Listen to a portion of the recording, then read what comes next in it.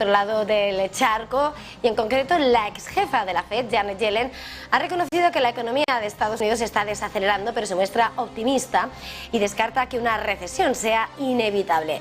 En su intervención en el programa Meet the Press de la NBC, ha asegurado que las sólidas cifras de contratación en Estados Unidos y el gasto de los consumidores muestran que la economía norteamericana no está en recesión ahora mismo. Eso sí, admite que se encuentran en un periodo de transición en el que el crecimiento se está desacelerando y eso es necesario y apropiado. Yellen también ha hablado de la inflación, asegura que es demasiado alta y señala que las recientes subidas de tipos de la Fed están ayudando a frenar la subida de los precios. Eso sí, Yellen ha querido matizar que no quiere decir que vayan a evitar definitivamente una recesión, pero cree que hay un camino que mantiene el mercado laboral fuerte y hace bajar la inflación. Le escuchamos. Well, look, the economy is slowing down. Last year, it grew very rapidly at about 5.5%, and that succeeded in putting people back to work who had lost their jobs during the pandemic. The labor market is now extremely strong. Even just during the last 3 months, net job gains averaged 375,000.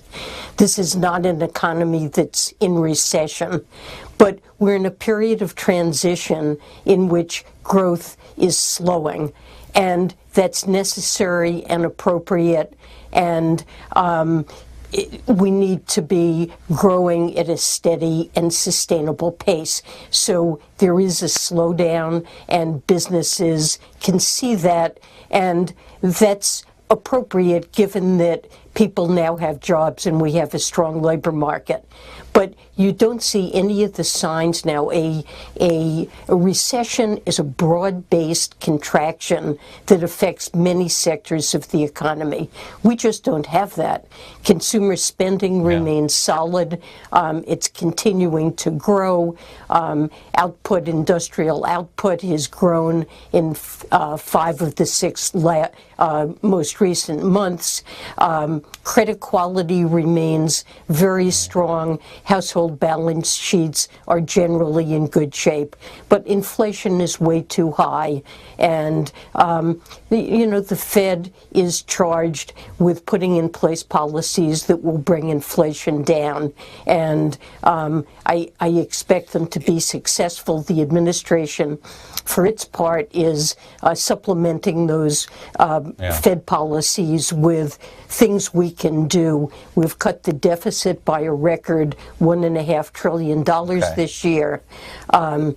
Releases of gas from the Strategic Petroleum Reserve are putting some downward pressure on gas prices. We've seen gas prices just in recent weeks come down by about 50 cents, and there should be more in the pipeline. And hopefully we will pass a bill that will lower prescription drug costs and maintain current levels of healthcare costs.